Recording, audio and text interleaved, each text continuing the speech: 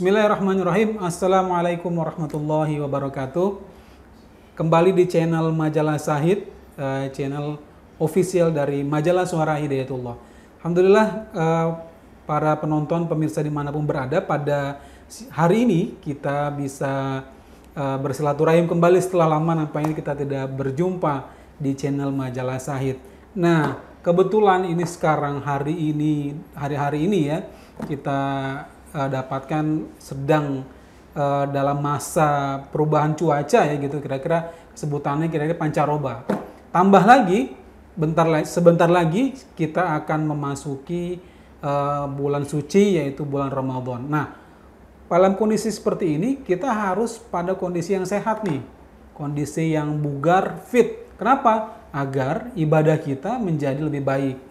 Ya, baik itu di musim perubahan cuaca maupun juga apalagi nanti bulan Ramadan kita harus berpuasa ya, siang hari berpuasa, kemudian malam hari kita qiyamul lail sehingga benar-benar harus fit. Nah, bagaimana tipsnya agar kita bisa tetap bugar, tetap fit di bulan Ramadan ini, di bulan Ramadan nanti atau juga nanti sekarang kita lagi menghadapi perubahan cuaca ini? Kita perlu banyak belajar nih dari seorang praktisi yang juga bergelut dalam dunia kesehatan. Beliau adalah Bapak Henry Dunan. Assalamualaikum Waalaikumsalam warahmatullahi wabarakatuh. Sehat, Pak Henry. Alhamdulillah. Insya Allah. Ini namanya kayak pendiri Crossred Internasional ya. Masya Allah. Terkadang nama sebutan menjadi sesuatu yang dijabah walaupun tidak sama dengan PMI, tapi mendekati kesehatan. Iya. Betul, masih berhubungan dengan dunia kesehatan kan? Masuk betul dunia kesehatan dan bergelut dalam dunia kesehatan. Alhamdulillah. Sudah sejak kapan Pak Henry bergelut dalam dunia bidang kesehatan ini? Kurang lebih ini sebenarnya sih belajar dari 2012. 2012. Nah, udah mulai mempelajari tentang dunia kesehatan tradisional ya, ya kan, seperti refleksi, akupresur, bekam, akupuntur, ya kan. Ya pada tahun 2004, 2006 bekam itu kan kurang familiar di negeri ini, kurang familiar. Masih booming ya. Orang apa sih bekam? Udah itu melihat dengan posisinya darah dikeluarkan, udah langka, darah dikeluarkan, orang semakin fobia, orang semakin takut tuh, ya kan? Tapi dengan izin Allah, ada beberapa kawan-kawan yang mulai mereka mendakwahkan pengobatan ini, akhirnya masyarakat sendiri sudah mulai mengetahui, termasuk apa sih manfaat berbekam, apa sih manfaat menjaga kesehatan, gitu kan. Nah, saat ini tidak lagi orang menunggu sakit untuk berbekam. Beda zaman dulu, orang harus sakit dulu, baru dia berbekam. Kalau sekarang enggak, kebanyakan orang kadang-kadang sebulan sekali berbekam. Kadang-kadang dia sebulan sekali pas gajian beli suplemen. Kalau dulu kan orang sakit dulu baru minum obat. Nah, sekarang enggak. Itu dominan perkembangan di dunia tradisional kesehatan Indonesia itu, Masya Allah, luar biasa. Perkembangan cukup besar dan cukup maju. Baik, Pak Henry, seperti tadi pengantar yang saya sampaikan nih, kita ini kan sedang memasuki pancaroba ya, dan juga sebentar lagi kurang lebih setengah bulan lagi nih kita menghadapi Ramadan nih. Berarti kan kita harus betul-betul dalam kondisi yang fit ya, sehat, stamina betul-betul terjaga agar ibadah bisa tetap sempurna gitu. Nah, kira-kira sebagai seorang yang bergelut dalam dunia pengobatan tradisional ya, Susti Nabawi, apa kira-kira yang bisa dipesankan kepada pembaca dan juga pemirsa channel Majalah Suara Hidayatullah? Ya, Bismillah. Ya, pengobatan ini, kesehatan ini ada 3. Ada yang namanya kesehatan di bidang medis, ada kesehatan di bidang herbal atau tradisional, ada kesehatan di bidang cara Islam, ya kan. Nah, kita ini harus berkorelasi, bersinergi, karena tidak ada orang terkadang hijrah nih, hijrah, saya sudah hijrah nih, hijrah secara fisik, berpakaiannya, hijrah secara ibadahnya, termasuk hijrah dari sisi kesehatannya. Terkadang orang seperti itu, tidak mau dengan dunia medis. Tolak, anti. Tolak, anti. Padahal dunia medis itu kan dalam sisi syariat sendiri tidak terlarang. Apalagi hal-hal darurat. Yeah. Contoh misalnya kan, kalau anak kita nauzubillah min dzalik sakit, panas tengah malam, tinggi panasnya, ya yang paling untuk diutamakan masalahnya adalah kita turunkan panasnya. Yang paling efisien dengan apa? Paracetamol Ya, gitu ya. obat medis kan? Medis. Karena kita selamatkan dulu, Yeah. baik nyawanya atau gangguan di otaknya. Itu kan, maksudnya gangguan di otak, khawatir kalaupun dia sehat, nauzubillah min dzalik, epilepsi kan gitu kan? Itulah. Makanya terkadang orang hijrah ini terlalu dalam sisi kesehatan nggak mau medis tuh gini. Ya memang, ya kan? Masalah dalam kaidah aja misalnya, ada seseorang yang seorang wanita hamil dan melahirkan, yang dimana hukum asalnya adalah dia haram untuk dilihat auratnya. Kalau memang tidak ada dokter kandungan wanita, ya uzur yang dibolehkan, ya kan? Makanya belajarlah dalam dunia herbal ini, kita lebih bijak dalam menyikapi, ya kan? Nah, permasalahan yang tadi dibilang di masa pancaroba dan akan menghadapi bulan Ramadan ini sebagaimana yang sudah para sahabat Rasulullah SAW dulu pernah lakukan 6 bulan menjelang Ramadan, berpikir kesehatannya, berpikir ekonominya, bagaimana kalau nanti dia setelah masuk Ramadan tidak memikirkan ekonomi lagi, bagaimana setelah masuk Ramadan kesehatannya lebih fit, bagaimana masuk Ramadan spiritualnya lebih bertambah. Ini sudah dipikirkan oleh para sahabat 6 bulan menjelang Ramadan. Nah, ini sangat penting terutama di zaman saat ini. Kendala terbesar adalah pola pikir dan pola hidup. Ya, ada pola pikir dan pola hidup serta pola makan.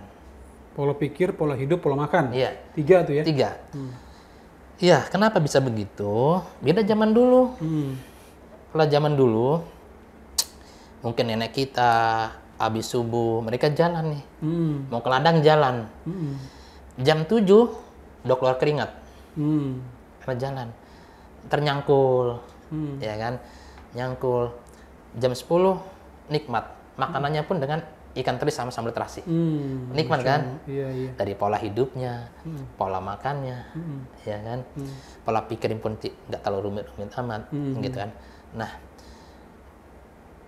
beda di zaman sekarang, orang dari rumah sampai ke tempat kerja itu bisa dibilangkan hampir 90% adalah duduk di rumah, naik kendaraan ya, duduk, sampai kantor duduk, nggak ada gerak badan. Makanannya pun yang instan, ya. Bukannya tidak boleh makan makanan itu, boleh, karena selama itu halal boleh-boleh aja, nggak ada masalah, ya kan? Nah, tetapi terkadang membuat fisik kita menjadi melemah tersendiri, udah jarang bergerak, jarang olahraga, ya kan? Nah, yang sangat penting adalah menghadapi bulan Ramadan ini, pertama fokus dan tenangkan pikiran bahwa kita akan menghadapi Ramadan, ya kan? Insya Allah dengan cara pola pikir kita yang baik, menjadikan energi kita pun menjadi baik. Iya. Tapi kalau kita pola pikir sudah ketakutan, nanti THR saya belum dapat uangnya, nanti bagaimana ini dan itu akan pertama mempengaruhi kesehatan sendiri. Oke. Ya, sudah nutrisi berkurang pada saat Ramadan dengan pola pikir seperti itu, ya kan, otomatis mempengaruhi kesehatannya dia. Ya. Jadi yang paling diutamakan adalah pola pikir apa? Gembira. Gembira ya. Ya, menghadapi Ramadan ini dengan gembira, senang aja dulu. Dari semua faedah akan kita terima. Apa? Faedah mungkin mendapatkan pahalanya kita bergembira dengan Ramadan, ya kan? Dari sisi kesehatan kita akan menerima badan kita sehat karena otomatis tertunjang dengan energi positif kita, ya kan? Nah, dari situ kita pun akan nyaman melakukan spiritual di bulan Ramadan. Ya mungkin nanti sebelumnya membaca Al-Quran 5 lembar. Di Ramadan bisa saja membaca Al-Quran 10 lembar. Karena nyaman. Badan nyaman, pola pikir nyaman, ya kan? Makanya apa sih sewaktu Ramadan, terus terang aja nih Pak. Saya kalau Ramadan itu sahur hampir dibilang hampir 95% sahurnya jarang makan nasi. Oh, nggak makan nasi ya? Jarang. Jarang sekali. Jarang. Kecuali kalau saya mungkin safar ya, berpergian gitu, mungkin saya baru makan nasi. Saya lebih dominan makan kurma aja, sama air. Dari mana sih? Ya, karena kurma itu membuat cadangan energi kita. Dia hanya lapar sesaat, tapi setelah itu membuat cadangan tubuh kita menjadi fit. Ya kan? Tapi ya kalau yang belum bisa sih makan aja nasi nggak apa-apa. Ya, berproses tentu bertahap lah ya. Iya, benar gitu kan. Itu. Jadi Ramadan ini harus misalnya dia berbuka dengan keadaan perut kosong seperti yang kita rasakan dalam bersaum. Jangan terburu-buru, ya kan? Jangan terburu-buru, ya kan? Karena ya tahu sendiri bahwa sudah sangat maklum bahwa perut ini kosong, akan kaget akan menerima makanan atau minuman secara cepat atau banyak. Pengaruhnya di mana sih?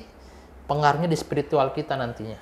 Oh, ada kaitannya ya? Iya, ya kaitannya ya tadi, misalnya kan kita akan jadi malas untuk sholat tarawihnya. Oh, karena terlalu banyak. Iya.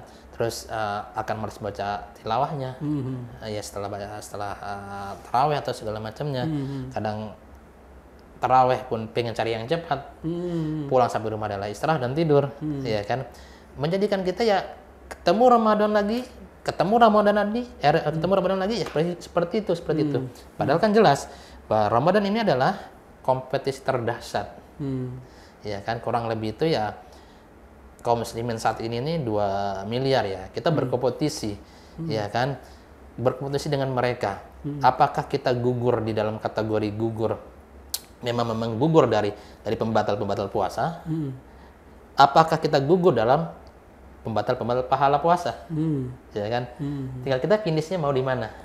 Ya kita kuat. Makanya dulu sahabat itu tidak ingin batal dari sisi pembatal puasa, tidak ingin batal dari sisi pembatal pahala puasa, ya kan? Makanya dipersiapkan, karena memerlukan energi yang ekstra. Kalau dulu orang berpikiran terik panas. Iya, betul. Biasanya itu kan Ramadan tuh kondisinya panas ya. Kalau di zaman sekarang bukan terik panas. Trik tadi pola pikir yang membuat lemahnya tubuh, ya kan. Berpikirlah kita positif, berpikirlah kita untuk di Ramadan ini. Pertama adalah jadikan Ramadan ini adalah kompetisi terhebat yang kita lakukan di muka bumi ini, ya kan.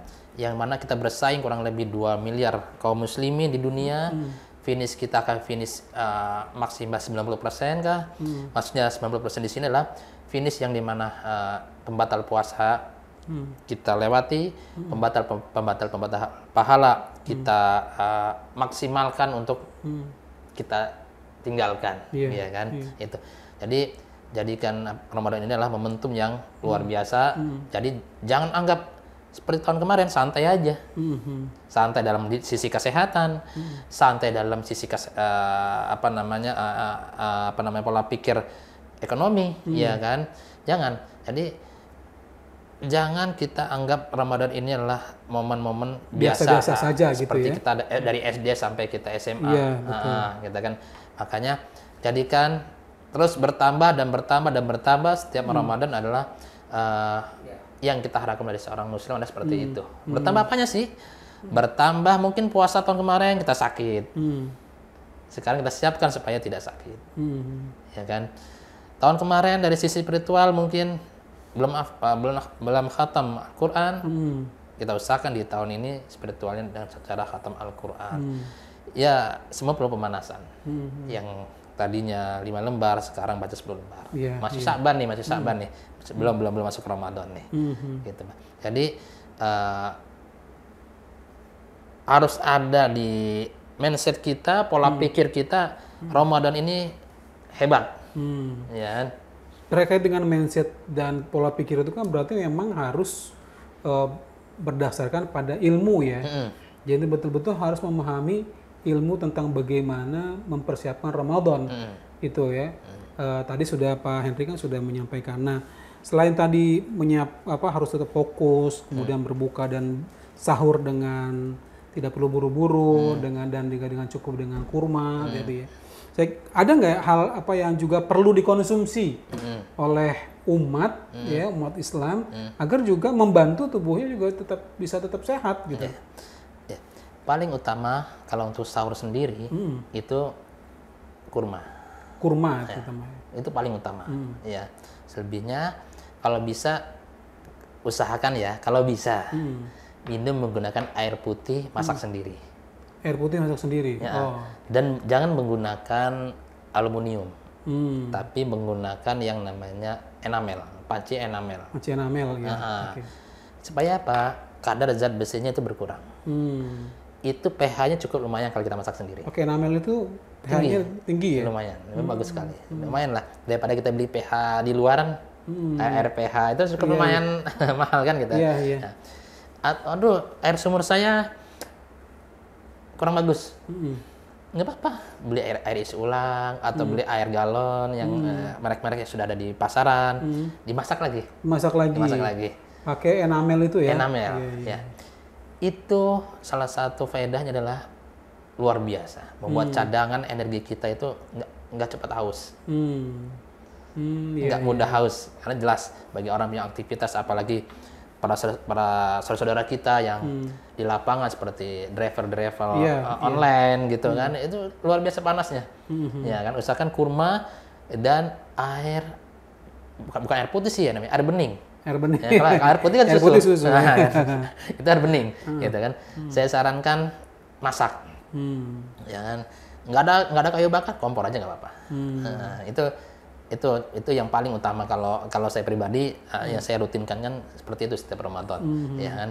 Nah, ya mungkin sudah sangat umum ya, karena di Ramadan inilah energi kita terlepas, ya kan. Beberapa nutrisi kita juga terlepas, ya kan. Makanya kenapa harus yang manis? Karena manis itu adalah mengandung energi, ya kan. Usahakan yang paling utama juga berbuka dengan kurma. Kurma itu utama. Pola pikir kita jadi fresh, walaupun perut lapar. Lapar sebenarnya bukan apa ya? Secara kita habis makan kurma nih, 1 butir 2 butir, sebenarnya kita nggak lapar. Cuma kita sudah melihat makanan banyak di meja kita, ya kan? Sugesti kita menjadi lapar. Wah, kurang nih kurma, cuman makan kurma aja kurang. Habis makan kurma makan nasi ya. Sebenarnya atau goreng-gorengan ngongkong gitu ya. Hukum asalnya nggak ada masalah. Selama itu halal ya. Itu harus jadi pedoman. Selama itu halal, mau gorengan, mau makan nasi langsung, itu nggak ada masalah. Tapi yang kita bicara di sini adalah konteks baik nggak untuk tubuh kita. Ya kan? Baik nggak untuk tubuh kita. Mungkin baik untuk tubuh kita bisa kenyang, ya kan? Tetapi pengaruh nggak dengan spiritual kita selama Ramadan ini? Membuat kita mengantuk, membuat kita malas, karena memang di Ramadan ini kita banyak bergadang, berarti banyak yang mulai. Sayang, apalagi di 10 hari terakhir kan, itu tenaga ekstrak gitu kan.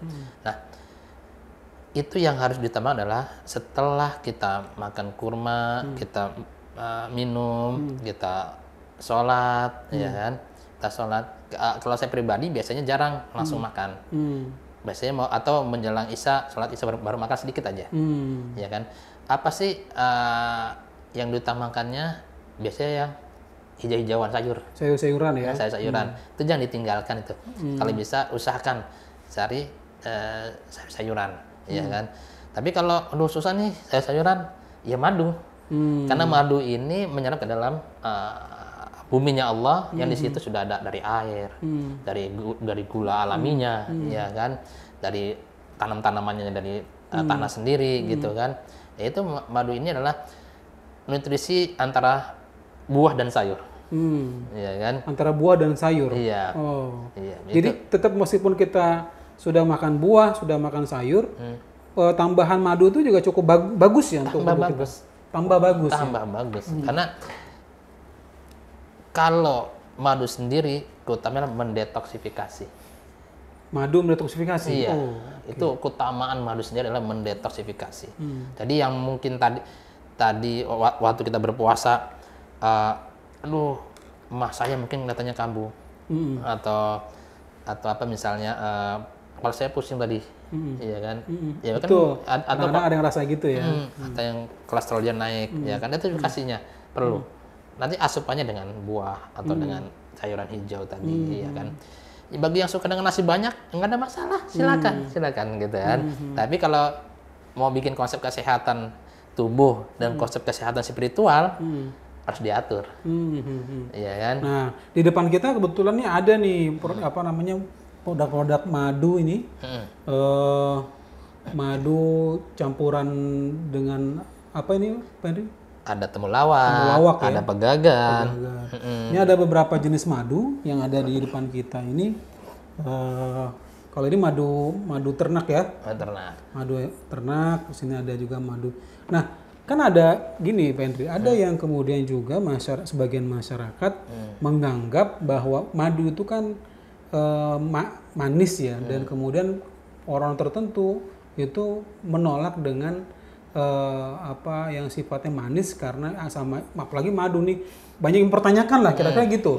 Nah, gimana Pak Hendrik meyakinkan bahwa madu itu baik loh, bahkan untuk yang mungkin yang diabetes gitu boleh? Gimana kira-kira Pak Hendrik bisa menjelaskan? Iya, madu itu ada 5 kategori. Iya. Ada madu murni, ada madu asli, ada madu oplosan, oh, ada madu sintetis, yang terakhir ada madu palsu. Itu ada semua di pasaran tuh Pak Henry? Ada. Oh. Bagaimana sih bedain? Nggak bisa. Tidak bisa ya? Bagi orang-orang sekilas kita gitu nggak bisa ini bisa. sebuah Bagi madu. orang-orang awam itu nggak bisa. Nggak bisa. Kenapa? Di zaman yang lumayan, masya Allah, semua serba bisa ditiru. Oh, oke. Teksturnya persis kayak madu asli ada. Dibuat bisa. Aromanya seperti madu asli bisa. Iya. Rasanya mau rasa asam, mau rasa manis seperti madu asli bisa. Jadi kalau dibilang ini murni atau asli atau oplosan atau sintetis atau palsu, bagi orang yang hanya sebatas konsumsi aja, bukan praktisi di dunia madu, agak sulit. Kan gini, di masyarakat itu kan untuk membuktikan madu itu asli, biasanya apa ya, dengan misalkan salah satunya seingat saya dulu pakai korek api, betul ya, pakai korek api, kemudian apakah masih nyala atau enggak gitu, atau kalau di kulkas tidak membeku, atau tidak ada endapan gitu. Atau kalau jatuh tidak dikerubungi semut. Nah, kira-kira itu juga nggak bisa jadi alasan untuk mengatakan itu asli atau palsu gitu ya? Iya, itu bukan salah satu hujah untuk menentukan itu madu murni atau asli. Karena di surah An-Nahl itu dijelaskan apa? Madu itu berwarna-warni. Nah, kaidahnya adalah berwarna-warni. Kaidahnya, kalau kita tidak usah madu dari Timur Tengah, madu Sumatera sama madu Kalimantan aja, warnanya beda, rasanya beda. Itu madu Sumatera dan madu Kalimantan. Itu sudah beda. Mungkin madu Sumatera mengandung gula tinggi, madu Kalimantan agak sedikit asam, jadi madu Sumatera dikerubutin semut, tapi asli. Kan beda nektarnya, beda tanahnya, alamnya berbeda, jadi nggak bisa ditentukan, kan berwarna-warni, iya kan? Itu kan apalagi madu-madu misalnya Timur Tengah udah sangat beda jauh, ya kan? Dia kental sekali, lebih kental dari di Indonesia ya. Jadi gini, orang yang biasanya konsumsi madu hutan liar, ya, karena hutan ada 2, hutan ternak dan hutan liar. Iya. Udah bertahun-tahun dia konsumsi. Tiba-tiba dia pindah ke madu ternak. Dia akan bilang apa? Ini madu ternak ini palsu. Karena madu hutan itu rasanya asam, sedikit asam manis. Oh, kalau madu hutan. Yang liar ya. Liar ya. Kalau madu ternak kan manis kayak gula. Jadi orang langsung langsung mengecap bahwa ini palsu. Oh, oke. Jadi ya nggak bisa seperti itu. Jadi di mana sih sebenarnya untuk menentukan murni dan aslinya? Ya salah satunya dengan lab. Yang paling penting adalah kejujuran si penjualnya. Itu nomor satu ya, penting. Oh, harus. Harus. Karena kenapa? Karena apa kita ingin nanti setelah kita meninggal dunia di pengadilan Allah, ya kan? Allah kumpulkan orang-orang yang pernah kita zolimin. Kan zolim namanya. Iya. Mereka menuntut. Dulu saya tuh beli madu, di stikernya madu murni. Ternyata kalian ini. Betul. Sekarang kalau ada 100 orang, ribuan orang yang membeli produk Anda, terus gimana kezoliman itu? Dengan pahala kita aja untuk masuk surganya Allah juga kita belum tentu bisa. Apalagi kita harus menanggung dosa-dosa orang yang kita zolimin. Ya kan? Jadi itu benar-benar kalau dibilang terkadang begitulah manusia kalau sudah tergiur dengan keuntungan-keuntungan yang sangat menggiurkan sehingga membuat madu palsu pun dibuatnya. Gitu. Madu murni, madu asli, madu oplosan, madu sintetis, dan madu palsu. Ini lima tingkatan madu. Kalau di pasaran itu sangat tidak kelihatan ya Pak Henry? Enggak kalau kelihatan. bagi awam ya? Enggak kelihatan. Apalagi mereka kalau ke apotik atau mereka ke toko herbal, pembeli itu pasti niatnya kan beli madu murni atau madu asli kan? Betul. Nggak ada dia dalam hatinya tuh, saya mau ke apotik, ke herbal, beli madu palsu. Nggak ada di hatinya. Dan semua produk mengecap itu adalah madu murni dan madu asli. Ya, seperti itu. Jadi, yuk teman-teman yang masih mengotak-atikkan madu, ya kan? Jujur aja sampaikan kalau itu memang madu itu mengandung gula, madu itu ada bla bla bla, sampaikan aja.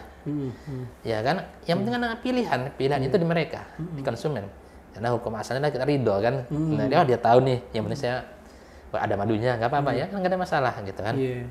Baik pemirsa dan juga penonton channel Majalah Shahid, Pak Henry ini juga kebetulan adalah salah seorang formulator ya dari produk madu, dan tentunya karena formulator juga beliau banyak menjumpai berbagai macam jenis madu ya. Bahkan nih salah satu yang beliau formulasikan adalah madu pusing. Ini di sini ada tagline nih, tidak cocok bagi yang pusing kurang uang. Wah, berarti bukan minumannya nih kalau yang kurang uang. Kalau kurang uang berarti harus cari uang.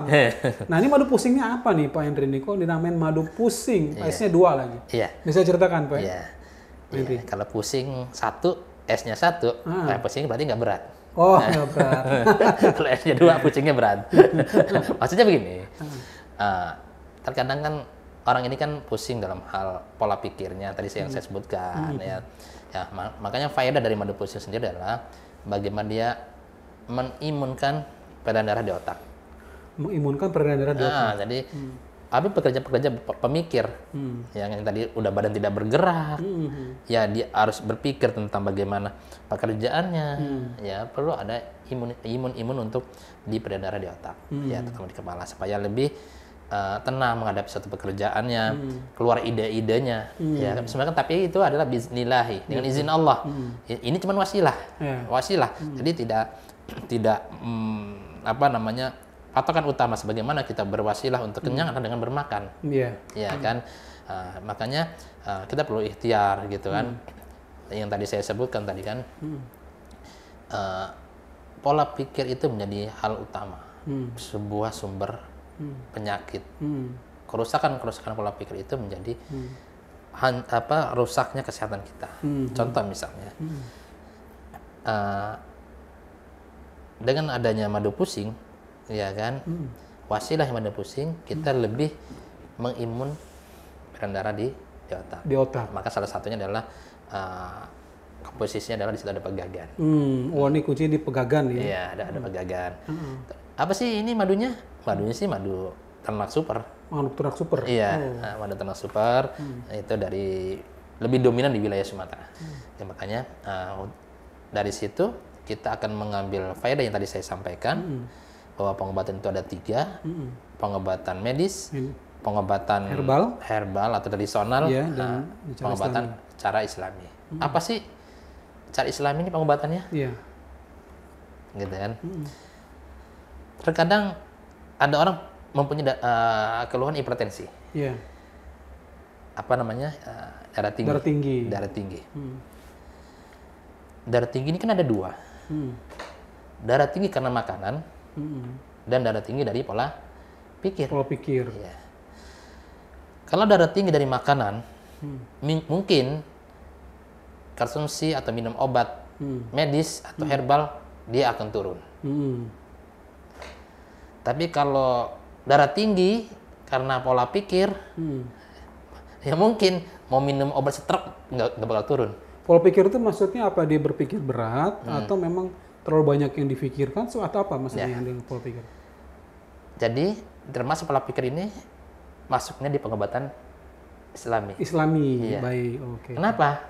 Ya, tadi dia mungkin nauzubillah zalik. Anaknya dapat teguran harus bayar SPP. Anak bapak harus bayar besok melunaskan SPP yang sudah tertunda sekian bulan. Kalau tidak bisa bapak bayar, mohon maaf anak bapak akan kami keluarkan. Bapaknya berpikir nggak nih? Oh pasti panik kan? Panik kan? Jadi pola pikir yang double, ya kan? Akhirnya apa? Berusaha nggak nih ya bapaknya? Betul. Ke rumah temannya, ke rumah saudaranya. Tujuannya apa? Untuk mencari dana untuk bisa membayar SPP. Qadarullah Muhammad Syafa'a, sampai sore si bapaknya ini belum dapat uang. Tambah panik nggak? Tambah panik sekali. Tambah berpikir lagi nggak? Betul. Jadi pikiran nggak? Jadi pikiran. Pola pikir inilah yang bisa menjadikan, kalau tidak buru-buru diputus mata rantainya, bisa mengakibatkan dia nanti darah tinggi. Caranya dengan mana? Dengan medis, mungkin dia hanya bisa penenang. Setelah itu dia berpikir lagi. Dengan herbal pun mungkin hanya bisa turun. Caranya adalah dengan pengobatan Islam. Apa sih? Bertawakal pada Allah Azza wa Jalla. Ya kan? Kita bertawakal. Wah, setelah dia seharian nggak dapat uang, dia bertawakal. Ya sudah, saya serahkan semuanya ya Allah pada Engkau. Dia sholat maghrib, habis sholat isya, enak makan nggak? Enak. Kembalinya ke tawakal tadi, berserah diri. Yang penting dia udah ikhtiar dulu.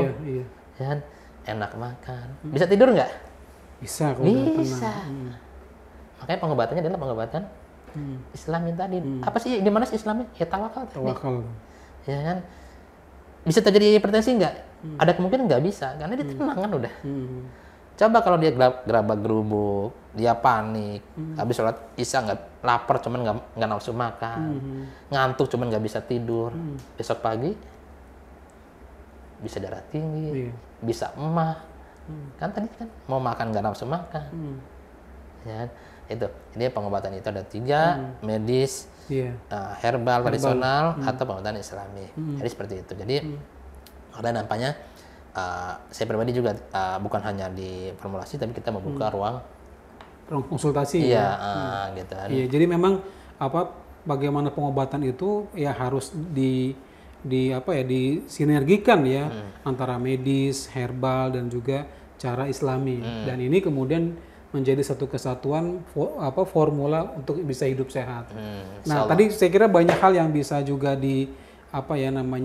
dieksplor ya dari informasi yang disampaikan, sehingga barangkali juga nanti dari pemirsa dan juga penonton dari channel Majalah Syahid kalau ingin berkonsultasi tentang kesehatan bisa juga berkonsultasi dengan Pak Henry ya. Tafadhol ya. Nanti nomornya bisa lihat di caption nanti ya. Bisa lihat di caption, nanti konsultasi kesehatan bersama Pak Henry. Juga tentunya formulasi dari madu-madu yang ada di depan ini, madu pusing, kemudian ini madu ternak ya, madu ternak dan juga ini madu, ramuan madu dengan campuran apa tadi? Temulawak, kunyit dan lain-lain sebagainya. Semua ini diramu dalam bagaimana kita berikhtiar untuk bisa sehat, terutama di pancaroba dan juga tentunya di bulan Ramadan agar kita bisa beribadah lebih optimal. Barangkali gitu Pak Henry. Ya. Diskusi kita pada siang hari ini. Insya Allah nanti pemirsa kita yang perlu informasi lebih lanjut bisa menghubungi lewat caption yang kita masukkan atau nanti menghubungi admin. Terima kasih Pak Henry atas kehadirannya di studio kami. Mudah-mudahan bermanfaat yang telah disampaikan. Amin. Demikian, Assalamualaikum warahmatullahi wabarakatuh.